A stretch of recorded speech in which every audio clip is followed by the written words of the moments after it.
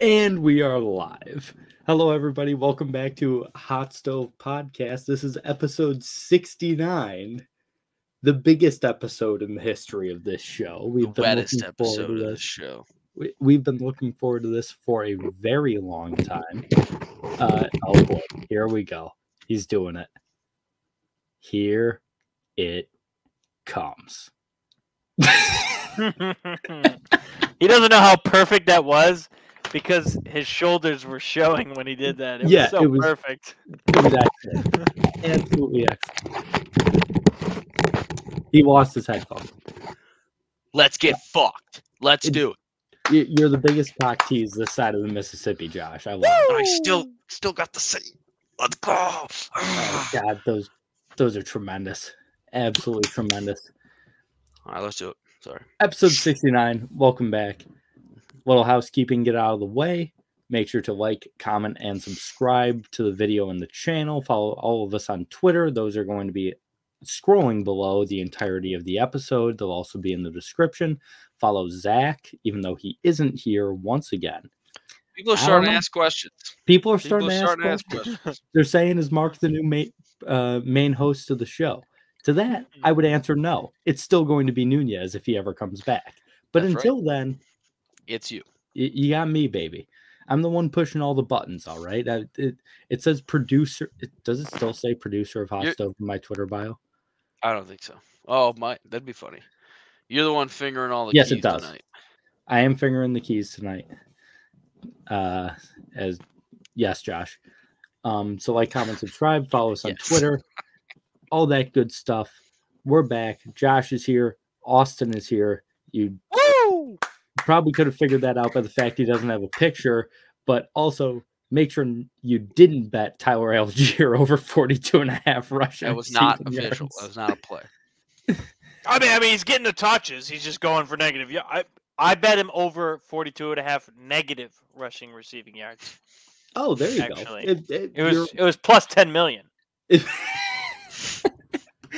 I put 50 cents on it. I'm going to be a trillionaire. I'm going to own FanDuel. I am the law. It's like, have you seen these guys that put like there's this one guy who every week pretty much will bet $1 on there to be a safety in every single NFL game? Why?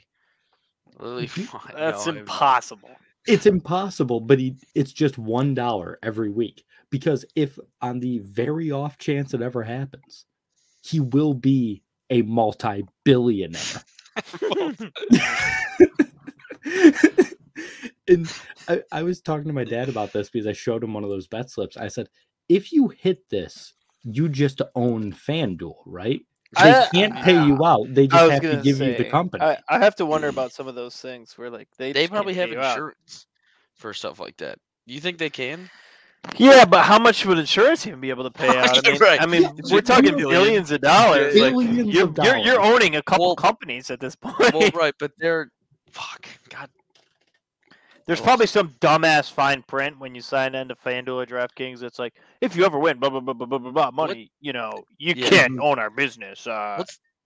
What's the word of those like Russian mafia hubs for money? Like it's in Nobody. Like it starts with a K. Nobody it is, and it's like even in John Wick. Like I'm thinking like FanDuel is backed by a fucking whatever that is, like a yeah. I can't think of the word. It ruins the reference when you don't know the fucking word. Yeah, I'm looking. I know what you're talking about though. Cabal. Cabal. Yeah, Cabal. Yeah, the FanDuel's backed by Cabal. Okay, that was it. Actually, could be true. Yeah, it honestly could. It's backed by the same Saudis that finance the Live Golf. I wouldn't be surprised if FanDuel owns all the illegal offshore betting sites too. Yeah, they're just raking in money from that too. Mm-hmm. Yeah, that'd be smart. Well, I mean, I'm not making any allegations. I just FanDuel. If you're watching this, I mean, that's a complete and utter conspiracy, made up fact. Listen, like it says in this is kind of an After Dark episode. I know Austin and I have had a few beverages. Josh is feeling pretty good right now as well. So I just got fucked. That's what. Oh yeah. Anally you got fucked. Yep. feeling. I'm trying to get cloud. Yeah. It was euphoric. Congrats on the Sox. Thanks, man. JK. So we're gonna play it loosey goosey tonight. But I do know that we do have some trivia provided by Mr. Austin Westrich. So Austin, if you want to get into some trivia, I won't be able to update the scoreboard. Nunez, I know you're going to watch we'll this. Reach out to Nunez. Yeah. Make sure you update the scoreboard, and we'll update it next week. But Austin, go right ahead. All right, trivia this week.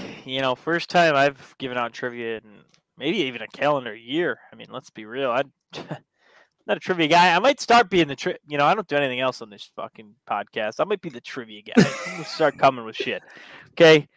So Drake May, I don't know if you guys know the name, quarterback for North Carolina this season, 31 touchdowns through 9 games this season, is the third North Carolina quarterback in the history of the program to throw for 30 touchdowns in a season.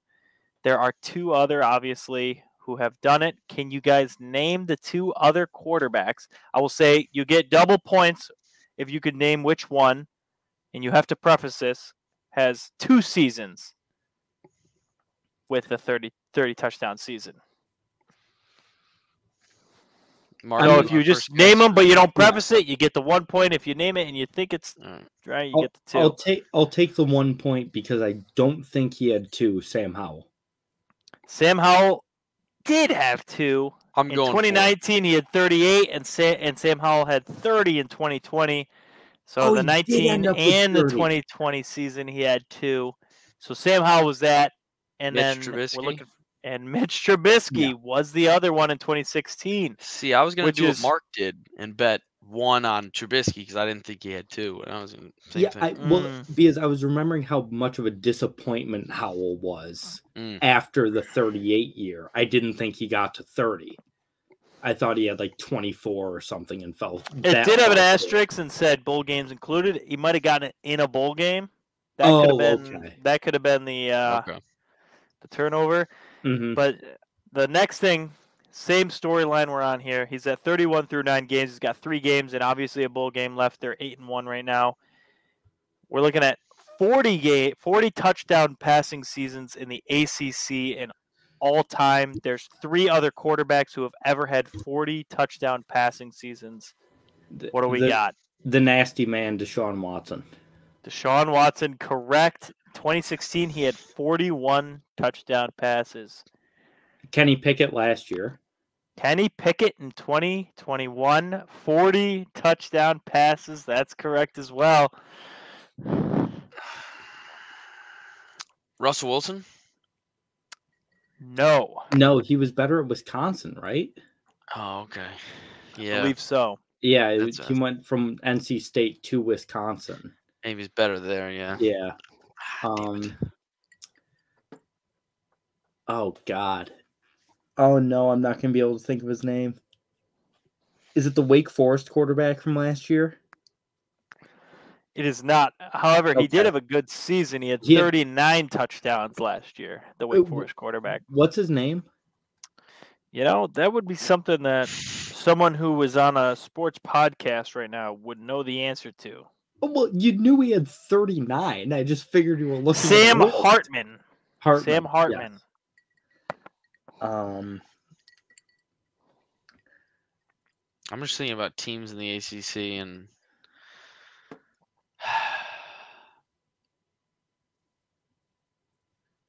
yeah. Lamar. Oh, at Louisville. No, Lamar had a 30 touchdown passing season, but he rushed for a good chunk of his touchdowns where he had those big seasons. Yeah, I was thinking his Heisman year. Let me check it. I mean, I could check his Heisman year specifically. He didn't have a 40 passing years, but he had sorry. Oh wait, this is after dark. A shit ton of rushing touchdowns.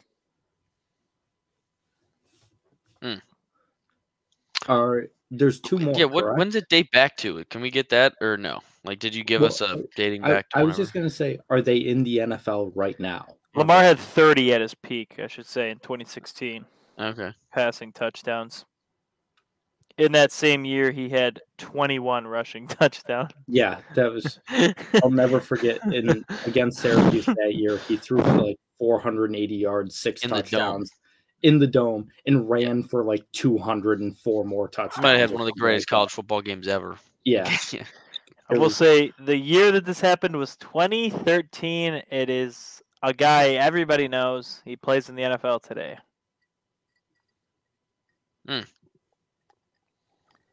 ACC guy.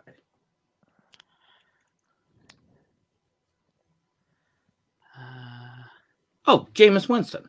Jameis Winston, 2013 for Florida State. 40 How many did Daniel touchdowns Jones have that year at Duke? The known. He wouldn't have been 2013, but not more than 29. Oof. Because that's the end of this list. So cool. Yeah, Kenny Pickett, Deshaun Watson, and Jameis Winston. Funny how everybody is so recent, especially the North Carolina guys too. Sam Howell and Trubisky. So they weren't a football team until a legitimate football program until recently. Mitch Trubisky made that program. Let's be clear. He kind of did, which is fucking wild. From the ground up. There we go. How many points did Josh get? 1 out of those 5? Yeah, I got 4 and Josh got 1. It's a bad showing. What do you want me to say? By the way, not a bad showing. Houston Christian down 16-0 to start the game. How about that? The one I sent in chat the other day, James Madison winning by 85, and the under still hit on the hook. That was insane. That's one of the most unbelievable things I've ever seen. We've got it. You know what? Let's just do it. Right now, we're all on some, or at least Josh and I are. I don't know if Austin's on any college basketball tonight, but Josh, if you want to break down what you're on for college basketball right now, if I want to just brag, about my cash that's already come in. Hey, you think Texas is covering 37? You're out of your fucking mind. I already hit one too. Stonehill lost to Quinnipiac 102-95, covered the 11.5. Sorry, that's Nunez. Covered. Yeah, sorry, Nunez, for betting against your beloved Bobcats, but also let them rot. They're no good. Yeah. They also won and scored 100 points. It's pretty good. Yeah, pretty good. I was already tonight. We had the Citadel at home against Presbyterian, a feisty Presbyterian, priests team, and and then you also had the under 134.5 in that game. Straight cash, 70-58 win, dominant, and the under. Love it. 2 for 2 so far. Also, things that are looking good right now. We got Southern Illinois plus 8.5 against Oklahoma State. Early on in the season, you got to trust that these guys coaching and older players are going to do better, right? So good coach, been there for a while in Southern Illinois, and they're returning 4 starters from last year. And there's also 3 of them are seniors. So, it's an old veteran team. Unit for those stats. Yes, appreciate it. Then we move on to Texas, one of the biggest spreads of the day, the biggest spread of the day, against Houston Christian. Now, let me tell you, Austin, I don't know if you know this. The adjusted defensive efficiency stat, Texas is number 1 so far this year. Wait, can we be clear on this? Where you say biggest spread of the day, this might be one of the biggest spreads of the year. I had Baylor minus 44.5 to start the. There were bigger ones. Well, sorry, bigger spread of the year for a non-top 10 team. Yeah, okay, 37? For sure. Yeah, that's insane. I mean, I think it's a testament of 2 things. One, Texas is actually that good, and I don't know how this team's going to put up fucking 30, like even before seeing them put up 2 points in 8 minutes. But, I mean, legitimately, I don't know how they're going to score on this team that of dogs under Chris Beard. But it also... I've got Houston Christian plus 37.5, by the way. Yeah, I mean, they're really bad. Texas will win by 37. It's okay. I'll take the push on that. And one of the biggest things that Texas has going for them, I told Austin this, Then I got that bum Andrew Jones taking up a roster spot. That 28-year-old still playing D1 ball. 28. I think that's generous. That's generous. I mean, he literally, his rookie season was 2016. Yeah, he was a freshman in 2016. Yeah, dude. Let's all make fun of a guy with leukemia. Yeah, let's everybody hop on the bandwagon. He doesn't have it now. It's I'm going to be honest. I forgot he had cancer. I texted Austin a derogatory statement about his cancer earlier today. And that's, Jesus. I'm glad, we got to. I honestly forgot. I just thought. No, I mean, I get it. He doesn't deserve a roster spot just because of that, but he was a good player. He's a good player. He was a good player pre-treatment. Afterwards, there was just a significant drop. I mean, I don't know. You suck. Is this going live? Are we live? Yes, we are recording. Does it say live at the top left here? I will certainly not be editing this. So, sheesh. Well, to give us no need to give me, bring me back down to earth a little bit. I did also have Notre Dame under 137, and well, if I had the team total for Notre Dame under 37, I'd feel a lot better because it's 79.5 combined right now. So the pace is not on my side. But who knows? Maybe they clamp down. Maybe they clamp down. Did you guys happen to have Sam Houston minus 86.5 tonight? What? Is that a real line? Did they play Immaculata? Oh, no. They played SW Adventist. SW Adventist? That's a D3 school. I don't know, but they won 120-33, so they covered my minus 86.5 line that I had with a real deep bookie of mine. Just letting you guys know. Plus 6. Sam Houston returning 3 starters, seniors, and SW Adventist losing all 5 of their guys to major programs this year. Yeah, I just like the line right there. Yep, you got to love that line. 84-83, I'm not liking it. Or all the way around, you know what I mean? Mm-hmm. But you know what I mean. I liked it right where it was at 86.5. I'm on Stonehill plus 11.5 already hit. Cleveland State plus 22.5 against Cincinnati. They've got 13 minutes left in the second half, tied up at 41. So feeling pretty good about that right now. North Dakota State plus 23.5, 12 minutes left in the game.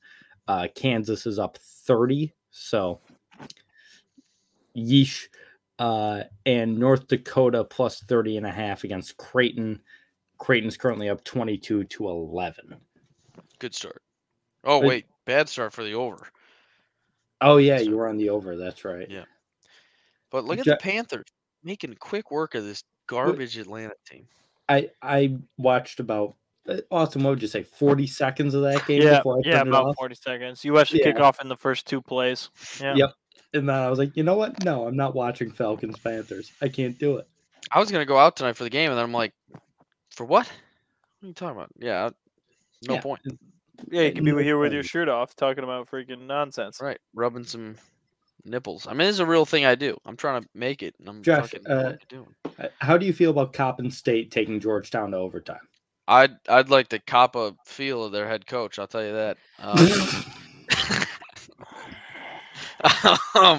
No, I mean, you know what? It's what happens. 8 transfers coming in. They lose their best player, which I didn't think he was going to declare for the draft. I don't know why I forgot. Probably because he went undrafted and signed with a G League team a month into the season.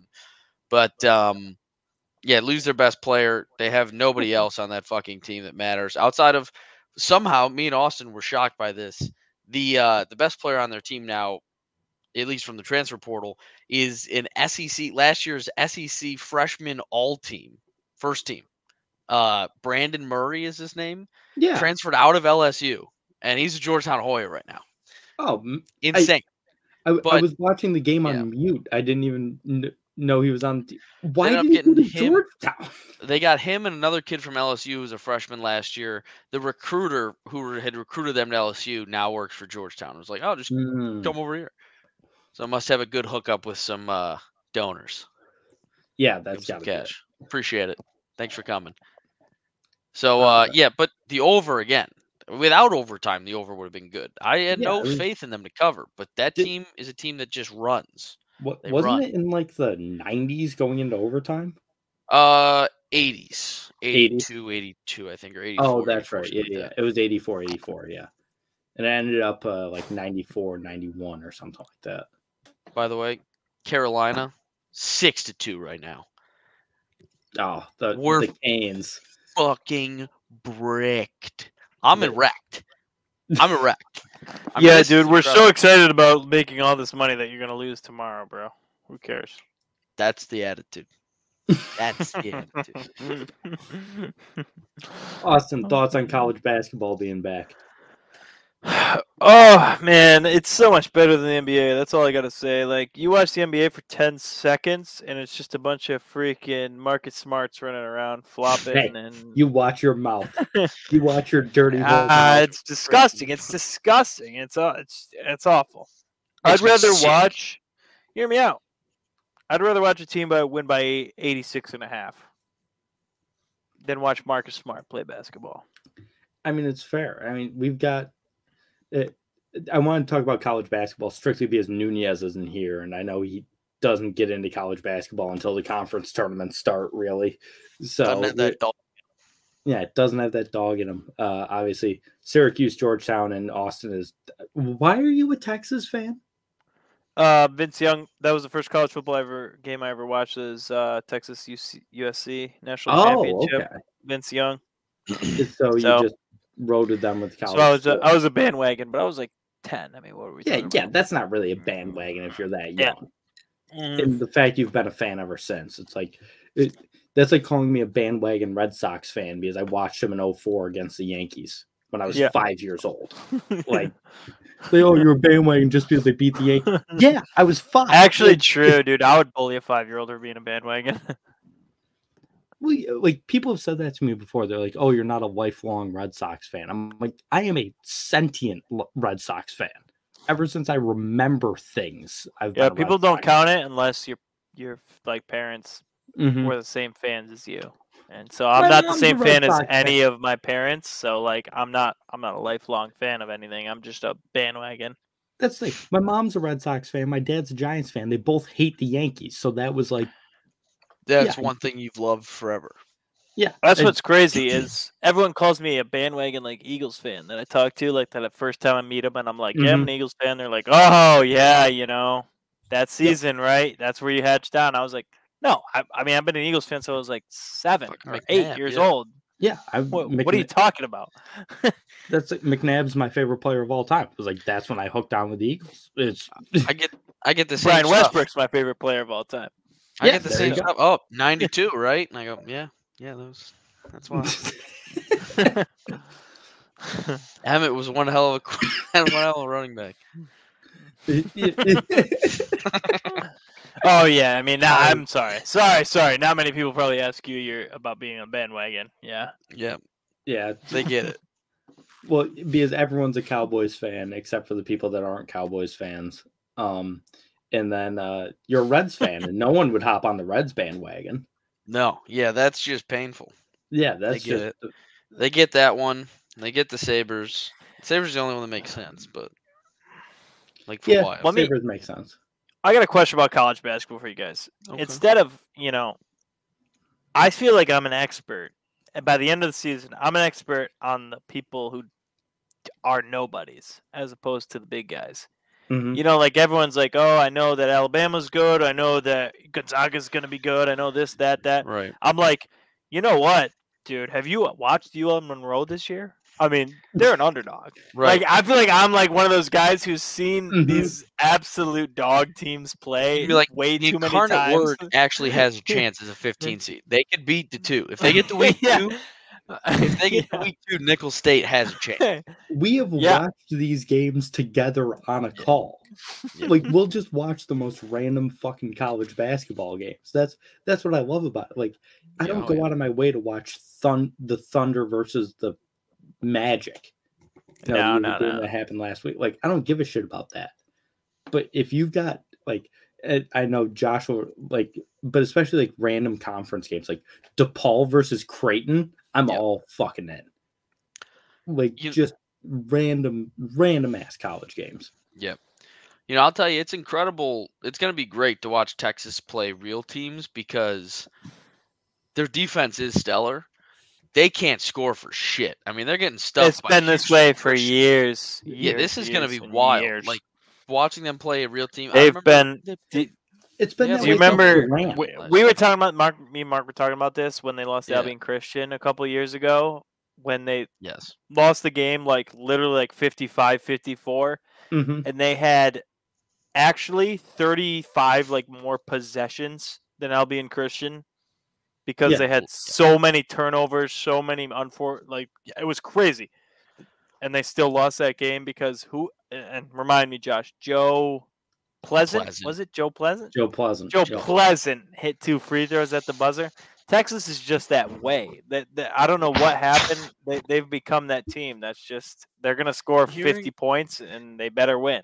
Hearing Joe Pleasant's name, I mean that's like gonna be one of the first gambling memories that you ever remember. It's like I was just into it. I was like 4 or 5 months into the game, Mhm. and I'm chasing with Texas. I had Texas minus 13.5 or minus whatever, and then at halftime I jump back in, and then down the stretch you're back in. Meanwhile, you end up like 4 times betting too much on the game. Yep. And they lose outright. Like eventually you've bet them 14, 6, 3, just money line because it's a set like please God. And yeah, nothing comes. Those are the fucking words. When you're chasing like that, there is no worse feeling than to chase a game and then just lose outright. Yeah, when that year they were the 3 seed and everyone was like, "This is the dark horse to make the Final Four." Yeah, and then they just lose outright to Albion Christian. Oh, what a disgusting! Their point guard just turned it over. Texas just turned it over right at half court. I thought he was just gonna foul him. 2 guys came back together to chase down block. Both of them got a hand on. And then they came back down on the other end, and their fucking 6'8" center just fat fingered it again. You fucking bum. He stinks. I mean, it's similar to basketball or football and basketball, where like the athletes are just at these major schools are just so much better than the minor schools that even if you were like better coached, you had a better plan, you had a better game plan, you knew what you were doing, it means nothing. Like, what the hell's a pass rusher going to do from freaking Albion Christian against Alabama? Pray. They're just yeah. I mean, they're not doing anything, right? I mean, better athletes at some point just win you games. I can't relate to this as a fan of a major program that doesn't recruit great athletes with Syracuse basketball. They're just like one great athlete. Yeah, every once in a while they'll get one, but it's like, yeah, just give me the 6'7" guy that can shoot a little bit, and we're set. It's like, okay, cool, you know. Yep. So then when you play a zone, the athleticism doesn't need to be there because you're just like standing. You're standing still. You just got to be long. Yeah. Yeah. Yeah. But Syracuse beat Lehigh, which is something that Duke couldn't do in the NCAA tournament. So that's true. Just throwing that out there. Syracuse officially better than Duke.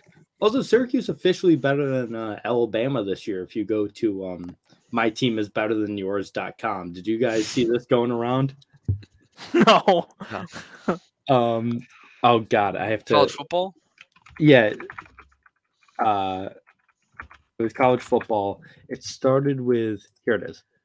I share my screen real quick. Oh, is it like if you beat hilarious. them, you're better than this person that would beat that person or something? I'm excited to see how this works. Okay, so here we go. We started with Massachusetts. Yeah, start with UMass. Beat Stony Brook, who beat Morgan State, who beat South Carolina State, who beat NC Central, beat New Hampshire, who beat Elon, who beat William and Mary, who beat Charlotte, who beat Rice, who beat Louisiana, who beat Marshall, who beat Notre Dame, who beat Clemson, who beat Florida State, who beat LSU, who beat Alabama.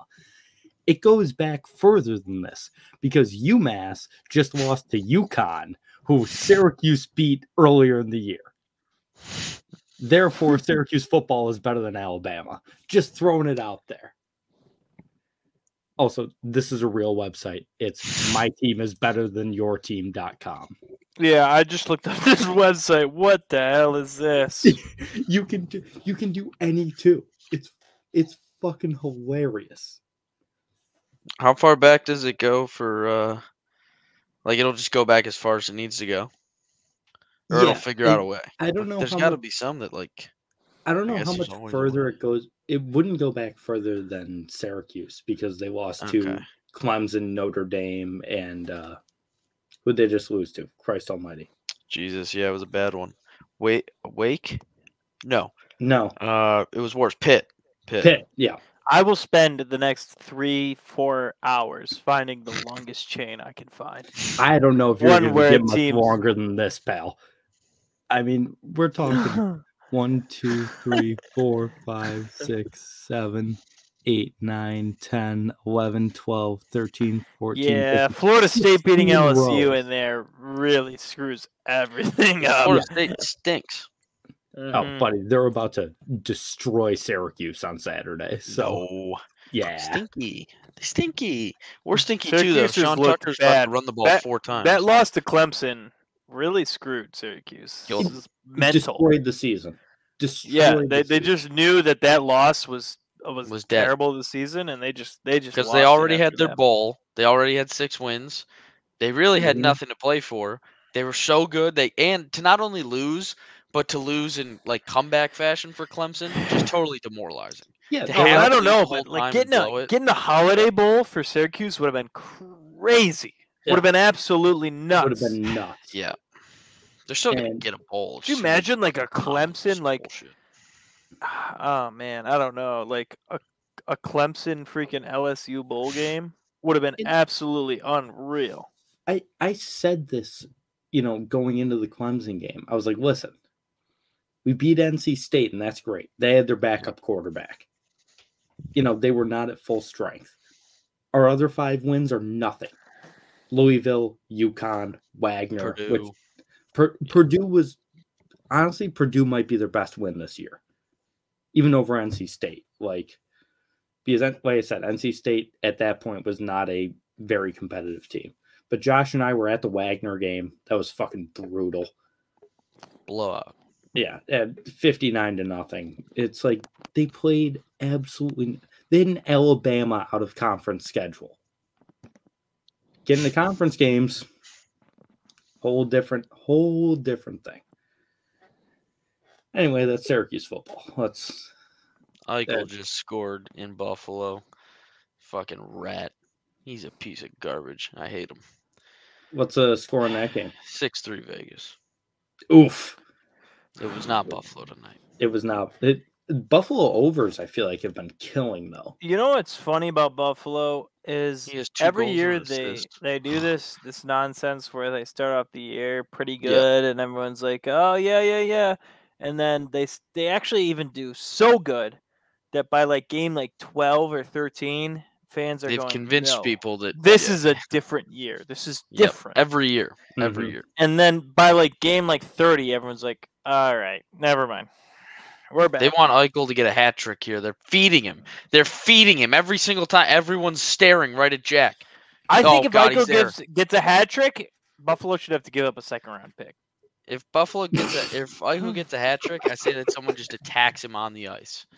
Like a saber has to go at him and fight. Well, yeah, true. The way that Eichel treated Buffalo Fuck and him. acted in Buffalo, Right. I think there's fights that should break out every time he comes back there. Speaking of bad people in hockey, Yep. Pat Maroon. Yeah. well, this Evander Kane thing. Wait, Evander Kane bad guy? Yes. What? Why? Doesn't he have multiple Well- sexual assault allegations? Oh, I thought you meant the gambling stuff. No. That's no, why I no, was no. waving off. She's No. going, didn't he sexually? I go, I don't know. I didn't know that. No, I thought Evander Kane had like multiple sexual assault allegations. Oof. I could be wrong. I but know his ex-wife's a real bitch. Um, I don't know. but even though, like, it was Sure. domestic violence. It was domestic okay. violence. Not sexual assault, but Same, still but horrible. different. Yeah, It was still horrible. That was scary as hell. Yeah, he ran off like scared. Honestly, how the fuck does Pat not get suspended? I mean, You I know have to. obviously he wasn't intending to slit his wrists, but like to He drive picked- by a guy on the ground and you kick a man Yeah. with your skate while he's on the ice, sure, you weren't looking to cut, but like you're looking to kick somebody with Yeah. a skate attached to your foot, you fucking Mhm. psycho. Like, I get if they couldn't call a penalty in the end, whatever. It was the NHL needs to fucking suspend it. It's crazy. Yeah, and like I said, Evander Kane, not a good guy. Like, I'm not going to sit here and defend him. That was scary as hell. That was one like my dad. I can't think of the guy's name, but my dad remembers the guy. The guy from the Sabres who got in the throat. Holy. Yeah. Fuck. I know it. Yeah, I can't remember his name. My dad said he's never seen a scarier Clint thing. Malarchuk. Yeah. Yes, Malarchuk. He's never seen a scarier thing watching a sporting event. And, my dad watched the Lawrence Taylor hit on Joe Theismann and all that shit. But, like, that is, oh my God, what a horrible situation to be put in if you're Evander Kane or anyone in that. Like, but Pat Maroon, suspend that motherfucker. I mean, that is, like you said, he wasn't trying to slit the guy's wrist. But for trying to kick a guy while he's down like that, which was clearly intentional, get him the hell out. I mean, that's just horrific. It's gross. Yeah. Yeah, watching the Clint Malarchuk thing again, even now, it's crazy. You forget literally the amount of blood that comes out is just like the Evander Kane thing, which is a disgusting amount of blood to come from your neck. I was gonna say, like literally like an action movie. Malarchuk, there was more. Like Evander Kane, there was a lot of blood. You could see it on the ice. Malarchuk, that's a lot of fucking. Because he couldn't move. Because you're so stunned. I mean, if Evander obviously was like, I gotta get out, but like Clint just got. Texas up 22. Okay. 22. That's not good, by the way. They need to get up to like 30 before the half. Come on, Houston Christian. Oh, I forget you're on the ice. I'm like, what the fuck are you talking about? Yeah, no, we're on the white guy just missed a 3 for Texas? The fuck? It's tough. Do we really want to talk about the NFL? No, we just do the FanDuel. I don't got to talk about the NFL. Who cares? The Packers stink. Kirk Cousins is the greatest white boy of all time. Do we have anything for just looking at it from a gambling perspective? Is there anything this weekend that sticks out to you guys? I haven't even looked at the lines yet. I think one of the most disrespected 7-1 teams ever in Kirk Cousins and the Vikings. Even before Josh Allen got hurt, it's 3.5 right now, plus 3.5 Vikings in Buffalo. But even before Allen got hurt, it was like 8.5, 9.5, and it's like the Vikings are 7-1 now. Mind you, 4 of their 7 wins have been against backup quarterbacks, and 5 of their 8. No! Don't fall into this nonsense. No, they're still very good. Because some of the backup quarterbacks listed are Taylor Heineke, which was played with the Vikings or the Commanders. For 2 or 3 years now, and has been good and has been arguably better than Carson Wentz so far. I like Heineke. I've been saying it for weeks. You could call them backup quarterbacks, but also that's a fair, that's true. I don't know. I don't know that the Bills should even necessarily be favored by 3.5 if Josh Allen was playing necessarily. I mean, the Vikings have looked. The couple weeks. The Vikings have looked good. The Bills have looked bad. Josh Allen specifically has looked bad. I don't understand why injured Josh Allen makes this an 8-point spread at all. Even pre-injury, he wasn't that good. And also, what does that say about the Bills team that without Josh Allen's worth 5 points in terms of gambling? I think that might be true, and I think that's really bad for the Bills. Yeah. What is that? I mean, they're all confident. Adam was doing the fake confidence thing of, Case Keenum and Stephon Diggs, they've been to a conference championship before. And I go, right. But, that's with Dalvin Cook and a lot of other things that were going their way. I've been joking around about the Case Keenum revenge game. Keenum to Diggs against the Vikings is very funny to think about. But if it's Case Keenum, then it's the Vikings. Right. It's the Vikings big time. Austin, do you like anything on the NFL slate this weekend?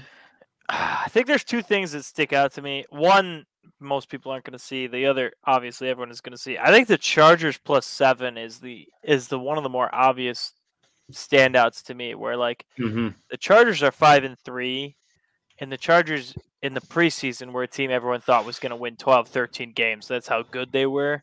Yeah, I know their defense hasn't lived up to par, but I don't see how they're 7-point favorites even in San Fran this weekend. I mean, Yep. they have the better quarterback. Obviously, Keenan Allen hurt, Mike Williams hurt. They won't have a lot of weapons for Herbert, but I don't like this line at all. 7 points is a lot. You get a full touchdown. 6.5 even would be something I'd be hesitate on, but a full 7.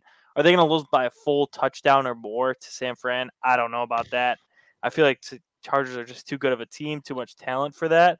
Just another two one I dynamic like running backs too. I mean, McCaffrey versus Eckler in terms of guys that can do it all.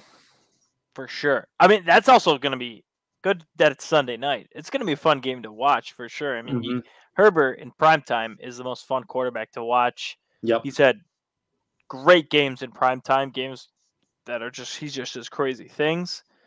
Another game I'm looking at that I like the line is actually Steelers to money line in the Saints game. They're dogs right now by 1.5. TJ Watt is actually back this week. The Saints offense looked at its absolute worst this past week. Looks terrible. Andy Dalton looks like he has no idea where he is on the field. Andy Dalton also is a soldier in the pocket. He can't move. And we know, I mean, I think most NFL fans know the difference between the Steelers defense with and without TJ Watt. It's a glaring difference. They are a top 10 defense in the NFL with TJ Watt, and they're a bottom 5 defense without him. It's pretty glaringly obvious. So I expect TJ Watt to come back and make an impact this week. And I like the Steelers money line as a side play this week.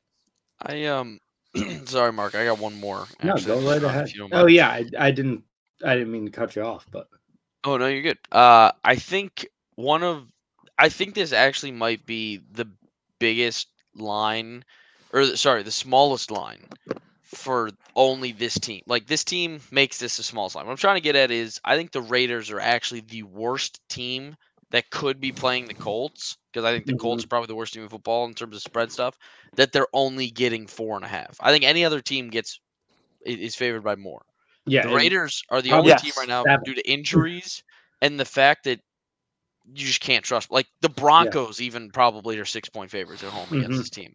The Texans, like, the Raiders, I want to trust the Raiders so badly. The Colts are bad. I trust nothing about them other than Jonathan Taylor getting a bajillion runs this week. I don't know. It seems trappy. The Colts seem very sharp, but I just say Raiders money line. Don't even fucking think about it. What it feels like about the Colts is that they won't get any passing game together at all, because they'll have the simplest playbook. They'll have the simplest stuff. Sam Ehlinger has not shown any progress as a decent quarterback in the NFL. But if Jonathan Taylor does Jonathan Taylor things, I mean, he might get 25 to 30 carries this week, just because there's literally no. He practiced in full today, and he'll probably practice full tomorrow. He seems good to go, and the Raiders' rushing defense sucks. So if Jonathan Taylor snaps off a couple big runs, I could see this game being close and the Colts winning it. I don't know. There's nothing to like about the Colts necessarily, though. I'm not going to touch that game. I mean, that is. I've been trying to trust the Raiders. I was high on the Raiders before the year. I still like the Raiders roster. I know they put Waller and Renfro on the IR today. Yep. Also with Blake Martinez retiring, which is fucking wild. He led the team in tackles. Yeah, he led the team in tackles and snap count last week on defense for linebackers. Austin and I were talking about this before the show. This organization's just in shambles. So that's when I'm not gonna touch that in the slightest. I can't believe I'm saying this. I like Seahawks money line versus the Bucks in Tampa Bay. Yeah, I was looking at that line as well. It's pretty disrespectful in a neutral site, let's call it. That's right. They're in Germany. Terrible. The Bucks even won last week, and they didn't look good doing it. No, let's be clear. And the Seahawks, Chinos looked great. Their rushing attacks looked great. They have great receivers. Their defenses looked above average. Why are they dogs against the Bucks on a neutral site right now by nearly 3 points? Yeah, that's an interesting line to me. Yeah, I would just ride with Seahawks money line. They're plus 118 right now. Don't tell Josh that. He's a Aaron Rodgers and Tom Brady truther Oh, every I'm on single Tom week. Brady. I'm on Tom Brady by a touchdown. The Bucks do not look good. They got They it don't together look last good. week. They don't Tom look good. Brady, that felt good for him. That felt good. He got it. He's back. I mean, what more to bring the king back than a 50-second no timeout drive and you score a touchdown to win the game? That gets him was back. a He's good drive. feeling it. That was I fucking would sick. say Yeah. if they went down on that drive and it was Chris Godwin, Mike Evans, bang, bang, bang, bang, bang, I would say, It was you know short what? outs. They're back. It was neither of them. Neither of them caught a pass on that drive. Yeah. Mm-hmm. I They think didn't the need problem to. is it didn't gain any confidence in the offense in quarters 1 But through 3.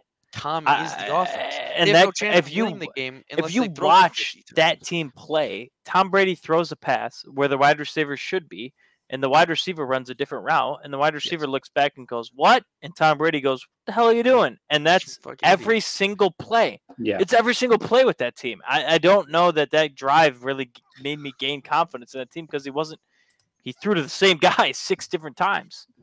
Also, Eagles minus 10.5 on Monday night. Book it. Who are they playing? Washington. Some other scrub. Washington. Oh, yeah.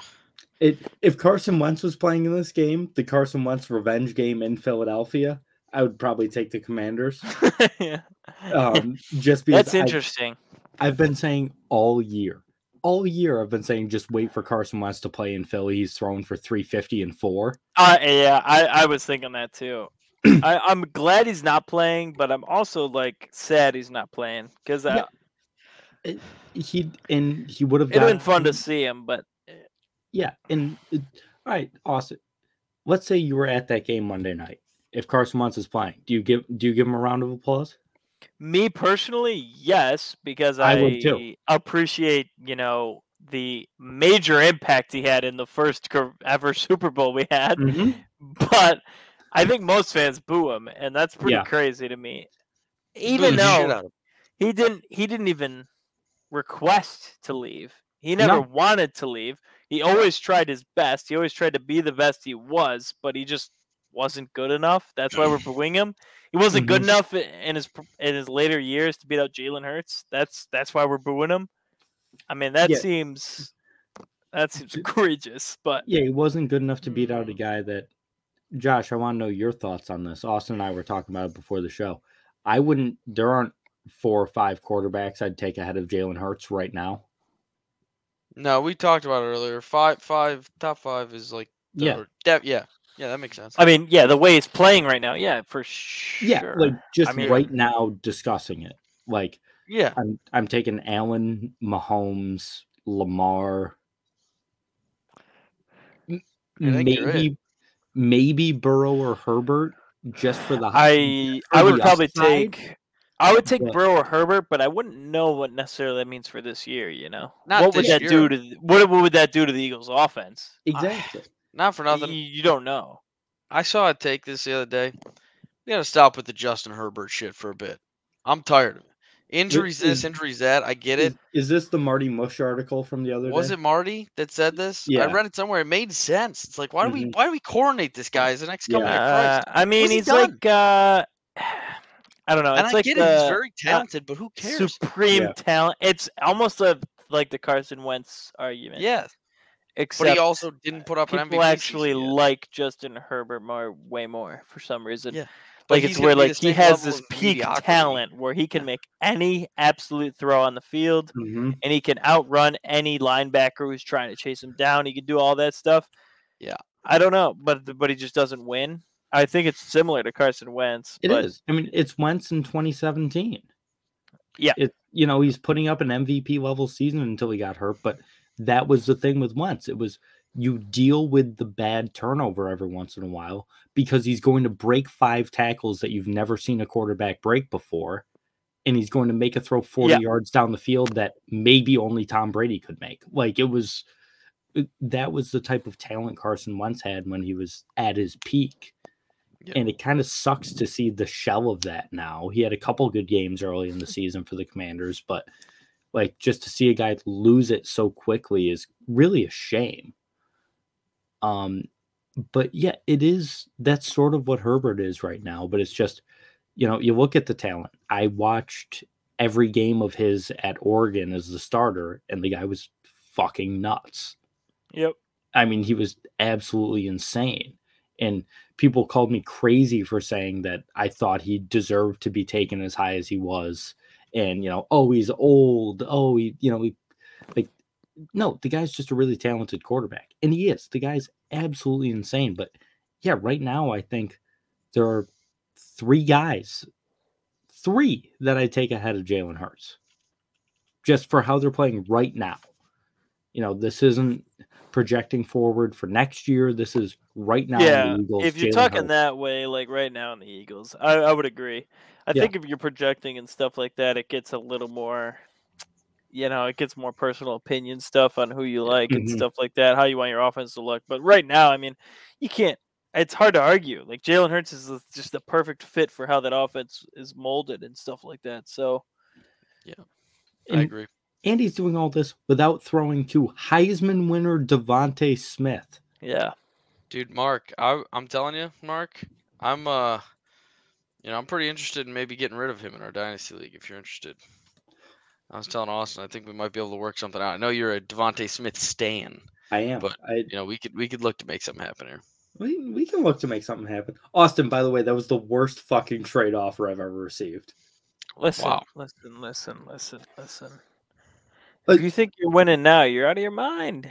I don't think I'm winning now. Austin, please, because I don't remember the exact details. Do you remember the exact details of the offer? Of course I do. I always remember the exact details. It was Daniel Jones, who Okay. you had mentioned you had some interest in. I'm interested in Daniel Jones. I am. It was Wan'Dale Robinson, his wide receiver one currently.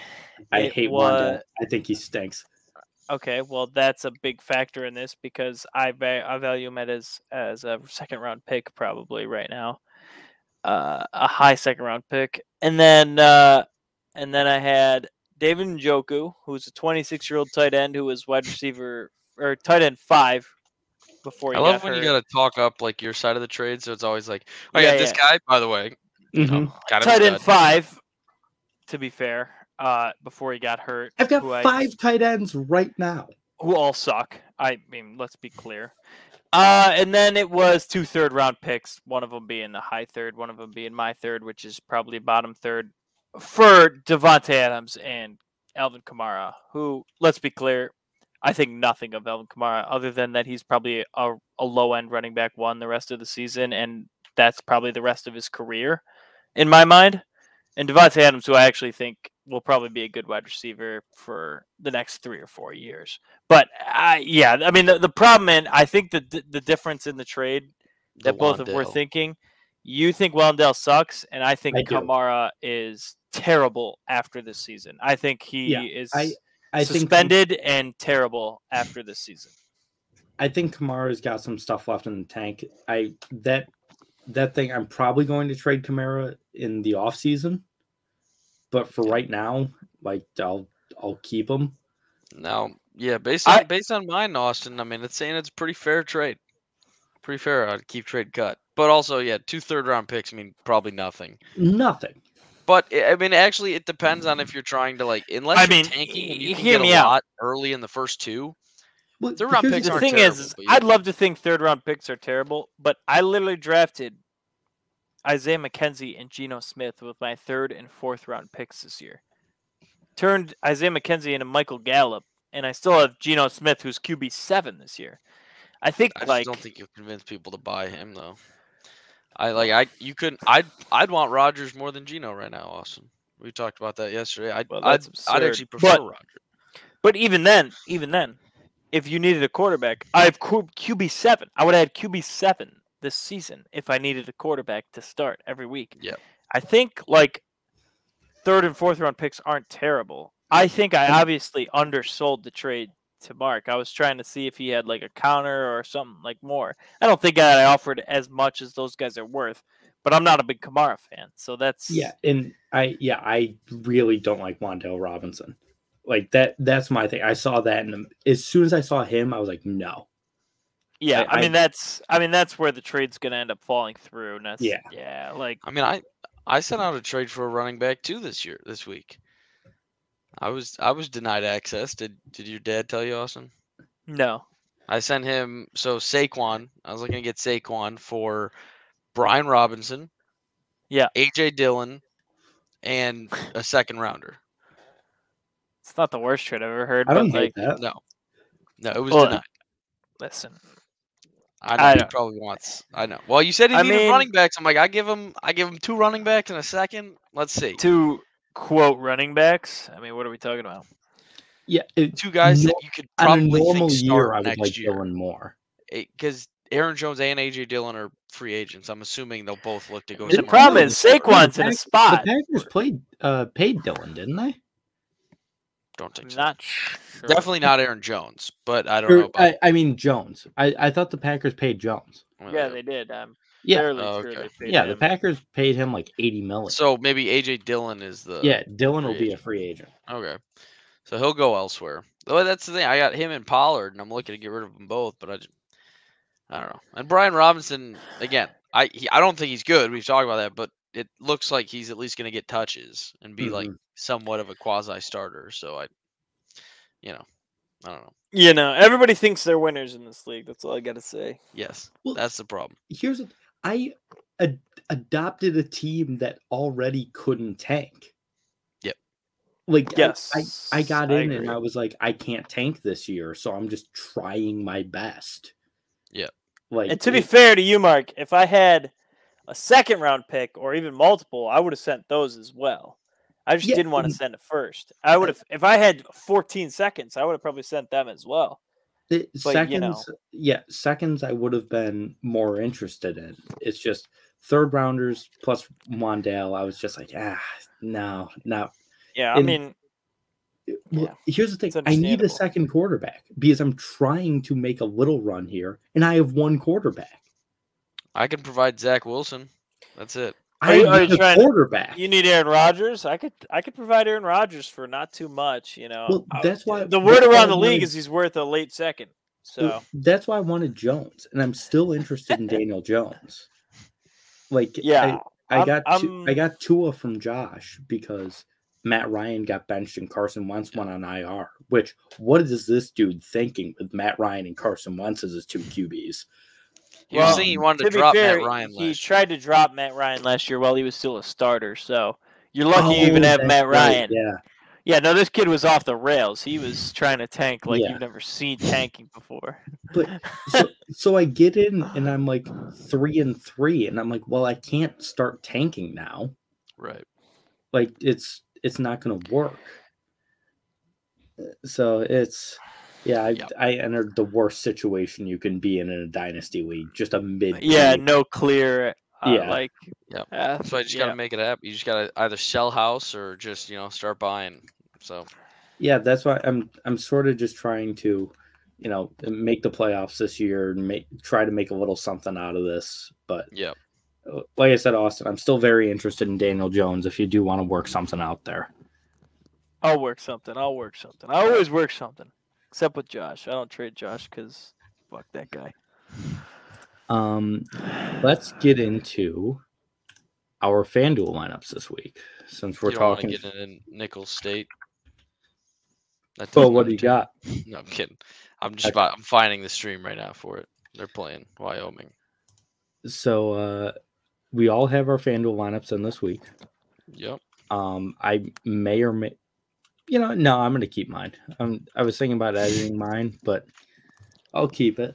Who wants to go first? Who wants the honor of going first? I got 3% battery, 2% and ticking now, as we see. So, Austin, you go first. It's pretty important. We all don't have internet, so I can't just look up FanDuel on my computer, of course. But I keep preaching it. I got the best lineup that you've ever seen in your life this week. Unfortunately, everyone's a big stack guy. I'm stacking as well this week, but some people like to stack good players. I like to stack mediocre players. Nothing but mediocrity, yes. And I actually don't think the wide receiver in this stack's mediocre, but it is the Cleveland Browns. Jacoby Brissett and Amari Cooper. Amari Cooper is the 9th rated fantasy receiver. I want to talk about that a little. There's 8 receivers in fantasy right now that are way better than everybody else. It's not even close. Jalen Waddle and AJ Brown bottoming out that 8. If you're unsure, you'll figure it out in your head. Jamar Chase, those guys. Justin Jefferson, Cooper Kupp, Stephon Diggs, Tyreek Hill, all those guys, you've figured it out. But 9 right now has been Amari Cooper, and I think he is a legitimate wide receiver 1. I think when Deshaun Watson comes back, he'll be even more so. But against Miami, who has been giving up 6,000 points a week on average, but winning, I'll say winning. I just like Jacoby Brissett, game script. They're going to be throwing the ball a ton. Amari Cooper against no corners. Byron Jones isn't even a human anymore. No one on that Miami defense is a human. They're all just running around like bots. And then in that game script, obviously, I'm going to have the reverse game stack with one player against that, and it's just going to be Tyreek Hill. I think you got to take one receiver from that top 8. That's just going to give you that huge production. Tyreek Hill has the biggest boom. He's a guy who can just give you like 25 fantasy points just easily. He gets 15 targets. Look at it. I mean, look at his recent 4 or 5 weeks. He's getting 15 to 17 targets in some of these games. This is disgusting. Third wide receiver. Everybody knows, and by everybody I mean only Josh, I hate the Tennessee Titans defense.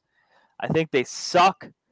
They're awful. They're the best important down defense in the league. 4th down conversions, third down conversions, red zone conversion team. So they hold people to low points.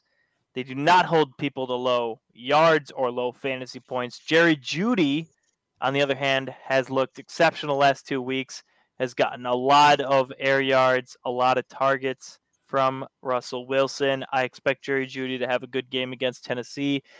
He might not get into the end zone just the way Tennessee's defense works, but I expect, upwards of 7, 8, 9 targets and some deep air yards. So that's probably a good spot for Jerry Jeudy. My running backs, Miles Sanders continues to be fairly cheap in fantasy considering he rushes for 70-plus yards every game and has scored a touchdown in 3 straight weeks. They're in a -11 matchup. They're going to be running the ball. They're obviously going to look to Miles Sanders, who's been highly efficient. I don't understand why he's so cheap still. My next option, Deontay Foreman, who's playing tonight. Just an option where, a bunch of running. Both teams only run the ball. He had a great week against Atlanta just 2 weeks ago. He ran for 118 yards and a touchdown. I don't see he's still fairly cheap at 6,700 for a guy who's going to get 25, 30 carries for a team. And then we're working into tight end here. Tight end, you either go Travis Kelce or you go freaking throw a dart with your eyes Evan closed. Ingram to the world. And this week I went Cole Kmet. He's coming off a very good week. He's had 3 or more targets, which sounds troll to say 3 or more targets, but for tight ends, he's coming off a good week. He caught 2 passes for 18 yards and a first down. Well, he actually unironically had a great week last week. He had a touchdown and among a bunch of other things, but he's gotten 3 or more targets in the last 6 weeks, which, it sounds troll. It sounds stupid, 3 or more targets, but for tight ends, it's actually a pretty good feat, and Justin Fields looks better, and they're playing in a game, Detroit and Chicago, which has an over-under of 77,000. So I expect him to at least get, a good chunk of attention there. My flex, I'm going something I didn't love, Jonathan Taylor, off an injury. However, in a game in which he's against a bottom 10 rushing defense and has a brand new head coach and play caller, I don't expect anything other than handoff to him and Deion Jackson the entire week. Legitimately, absolutely nothing but handing off to those guys and maybe some read options with Sam Ehlinger. But nothing other than that, and Jonathan Taylor's talented enough to break the worst tackling team in the league's players. And then my defense, you either go low or you go high. This week, I go middle. TJ Watt coming back against Andy Dalton and that shitty fucking New Orleans Saints team. I expect a couple sacks. I expect a couple fumbles. I expect a couple picks. What can you do? It's a good price, $3,600. You're not paying up for a defense who should get a bountiful of the counting stats. There you go. That's the FanDuel lineup that's going to not win you this week. Joshy boy. Yeah, I'll go with it. Couple things first, really quick. I don't know if I mentioned earlier. Jack Eichel got a hat trick. It was very disturbing. He held one in from empty netter from like behind his own net. It was very sad. Some people threw hats on the ice, and I'm not happy. Also, Kyle Pitts is open, and Marcus Mariota has a seizure. It's terrible to watch. Very sad. Mm-hmm. Cincinnati only won by 11, and the under hit. So that's all I'm saying prior to FanDuel. Very good things happening so far. Let's get to the winning lineup of the week. This lineup is brought to you by Gatorade. Get in the game. Okay. We're going to my entries right now. We're going stack. It's a stack. We called it out earlier. We got a mutual site game this week in Munich. Okay. Tom Brady. He hasn't come out and defended Kyrie. You know why? Loves the Jews. Germany welcomes Tom Brady. Okay. Tom Brady's in with him. Okay. The media loves Tom Brady. Tom Brady giving back to him in Munich. They want their weapon. People don't show up in Munich to watch Geno Smith and the Seahawks. No, they come for Tom Brady. They're paying him separately just to play out there, I bet. Not going to travel to Germany for this crap. So we got Tom Brady and Chris Godwin this week is a wide receiver to go with. My running backs, same thing here, Austin. I got Jonathan Taylor. Another guy who is garnering some buzz around the league in that sneaky good, at least fantasy good, Chicago Bears offense, David Montgomery. I like that. I went with him this week as well. I mean, Austin and me touched tips tonight for sure. It is a 69. We're doing it. We got one of those top eights, Justin Jefferson. I called it earlier that I think the Vikings play really well this week. Let's show them who the real number one receiver is out there in Minnesota, right? Come on now. And then DeAndre Carter. When those two guys who are always injured are injured, he seems to be getting some targets. So, throw it to him 8 times a game. We'll see what happens. Followed by, if it's not Travis Kelce, it's Tyler Higbee, okay, for the Rams, who without Matt Stafford, I mean, I don't know who I did look up the backup. John Wolford, right? Yeah, it's Wolford. Yeah. He'll need somebody to throw to, and when it's not Cooper Kupp, it'll be Tyler Higbee. Follow that up with Flex Play, who might just run for a bajillion this weekend against that stinky poo-poo Chargers defense. Christian McCaffrey. He's a stud, and they like him for some reason. And finally, tonight, we rounded out with actually the most profitable, or the most, I don't know what to say. They get the most money. They've made the most money so far tonight. Yes. Which is the Carolina Panthers defense. I spoke too soon, as they just allowed a touchdown. And there it is. On top what do they have, 0 sacks and a pick? Yeah. And now 10 points given up. One sack, sorry. So. Oh, nice. But it's more than your guys' players that you took that are actually players. So. All right. My lineup of it seems like this always is an amalgamation of both of your lineups. If you just take certain players from each of yours, that's what makes up my lineup. My stack, Jacoby Brissett and Amari Cooper. Hey! I originally had a stack of Tom Brady and Chris Godwin, but I decided to change it. I still have Chris Godwin in my lineup. So Jacoby Brissett, Amari Cooper, Chris Godwin, all in my lineup. My 2 running backs, Tony Pollard, who is not in either of your lineups, and I feel proud of that, and Miles Sanders. Yes. There's another one. I've also got Devonta Smith, because he's going to break out one of these weeks. I'm just going to keep buying into it. The guy's too good of a receiver. My tight end, 1, Tyler Higbee. For the exact same reasoning Josh said. My flex, 1, Justin Jefferson. My defense. How are we going to win? The Pittsburgh Steelers. Yes. So what's that? I have Tony Pollard and Devontae Smith are the only two players in my lineup that aren't in one of your guys' lineup. It's pretty incredible. I will say on the Tyler Higbee stuff, if you told me that like 2 weeks ago, I'd be on board. The past 2 weeks, has he gotten? I think he's gotten 2 or 3 total targets. That Matt guy who's been holding him down, he's gone. He's absolutely had 0 target. I think he had 0 targets last week. I think he did too, yeah. I got a red line breaking news update. We're on the hot stove, the actual hot stove. The MLB MLB offseason. Clayton Kershaw headed back to LA on a 1-year deal. I mean, that's big. He could have gone somewhere, man. The only place he would have gone was the Rangers. I was just going to say, who is the Carlos Correa of this year's class? Who's going to sign first and make the biggest splash?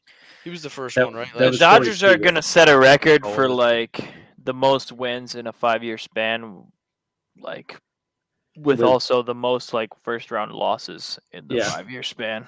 Mm-hmm. This is disturbing. Does Trey Turner walk? I think so, yeah. I think so as well, yeah. Andrew Friedman was on MLB Network yesterday, and I listened to his interview, and he basically seemed very okay with the fact that Trey Turner was, well, not okay with the fact, but he was like, he seemed reserved to the fact that they were not going to have Trey Turner at shortstop next year. They will have one of the other big 3 guys. Meaning Rizzo, or sorry, not Rizzo, Judge, No. Just in terms of the shortstops, either Bogarts, Correa, or Dansby Swanson. One of them will be in LA. Is Swanson going to get that type of deal, though, like those guys? He'll be the cheapest of the He'll be like the Austin Riley deal of that. Yeah. I mean, call it a hot take. I think Swanson deserves almost as much of a deal as Correa.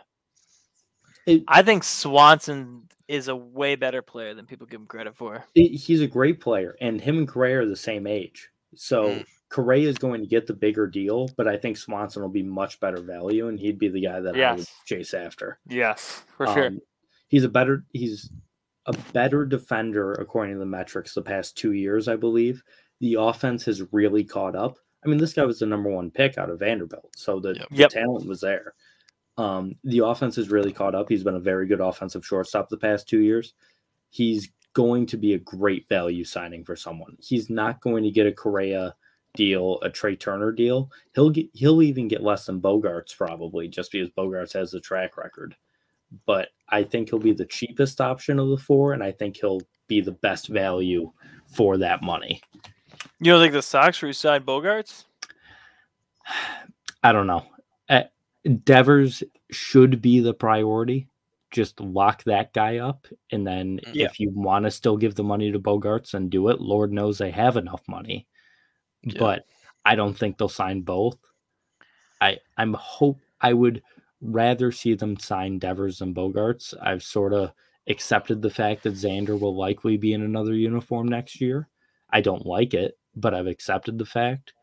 And I would love to see them keep him, but they keep lowballing his offers, just like they did with John Lester, just like they did with Mookie Betts. So, but with John Lester, not that bad of a deal. No, he was very good after he left the Red Sox. With the Cubs for a couple of years? Yes. Yeah. Didn't he go on to be their opening day starter for like 7 years? Yep. Okay. Yeah, my he was very good with the Cubs. He sucked. Yeah. No, I go, he was good for like a decade. Yeah, you didn't hear him in the playoffs for most of the time because the Cubs, Cubs. Yeah. But on that 2016 team, he was excellent.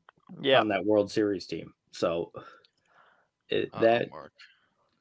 What? Your boy Terrence Marshall just started doing something. 60-yard pass. Well, catch, I guess. Nice. Go Panthers. All right. Imagine picking that guy up in the Dynasty League. Well, no, he's got him in the FanDuel. Yeah. No, I don't. Didn't you have? Oh, Zach does. Damn it. Yeah, Nunez has. Oh, did he send in his lineup? Oh, yeah. He's got it. Well, no, you can see just Terrence Marshall's going right now. So. Because it's going right now. Yeah, he is going right now. No, that's Nunez. I didn't have him in mind. Go Panthers. Oh, I forgot. We haven't done a show in 2 weeks. Congrats to the Houston Astros on winning the World Series. Thank you. It's true. It's true. Yeah, thank you. Yep. Yeah. You Congrats to my favorite player of all time, actually second favorite, Justin Verlander on his first ever World Series win of all time. He grinded through it, man. He battled. Yeah, he He battled through that. That wasn't a vintage Justin Verlander No, it wasn't. easing through a performance. That was a grind. Yeah. And he went to he's in free agency now. He opted out of his $35 million contract. He'll be back in Houston. Yeah, just cheaper, you think? Yeah. I think he's I think they're gonna give him 2 for $50. Around Yeah, there, I saw an maybe 2 for interesting 60. a post the other day, an article that was like, what do you think Justin Verlander retires as? And unfortunately, I think he's an Astro now. I think so too. His first ever he wins the Cy Young, he wins his first ever World Series game, and he wins his first ever World Series with the Astros. I don't know. Even though he has a longer and probably better career with the Tigers, it doesn't really matter. Here's my question. What cap does he wear on his Hall of Fame plaque? I feel like it's got to be a blank cap, like, the no logo. But if he spends a couple more years in Houston, has some more success, I could see it being an Astros cap. Yeah, if he retired today, he almost would wear a Tigers hat or a blank cap. But like a couple more years in Houston, and I can't even make fun of the guy for not pretending he's not a Tiger. I don't even know. It's just the way things sort of ended with the Tigers didn't seem great, and they ship him off, and he was happy to be in Houston. So he's done tremendous things there. He's about to win his second Cy Young there. Right. Yeah. Like I don't know. I think he might go in as an Astro. Yeah, dude. 2 more years there. I imagine having Verlander, Max Scherzer, and Nicholas Castellanos. Imagine. I couldn't. David Price was there. Rick Porcello, who won a Cy Young in one of the worst Cy Young races of all time. The year after he fucking lost 20 games and was the worst pitcher in baseball, but he won 22 the next year. So yeah. Do we have anything? No. I got nothing other than Thursday Night Football's back. I don't know what that whole nonsense about scoring was last week or the week before. Yeah. We're back. Let's go. Horrible football games that I refuse to watch. He's about to punch it in. They're about to stick it in them. Yeah. They might even give Austin a touchdown with these guys. Punch in these nuts, bruh. Got him. Roasted. Oh, and there goes Josh. He's done. He's done. Wait, he has hair?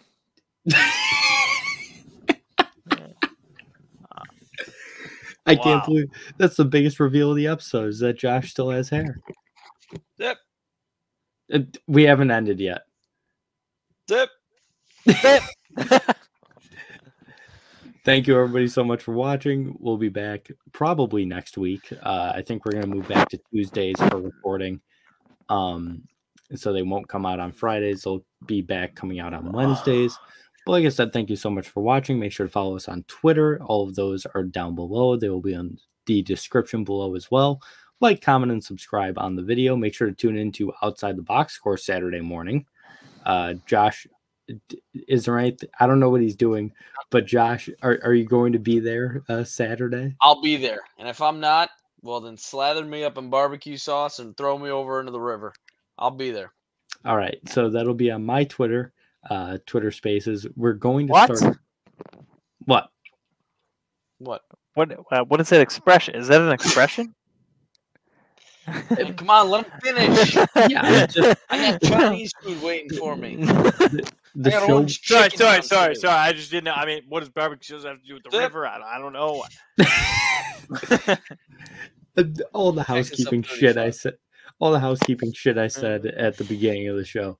We'll see you next week. Peace. Yep.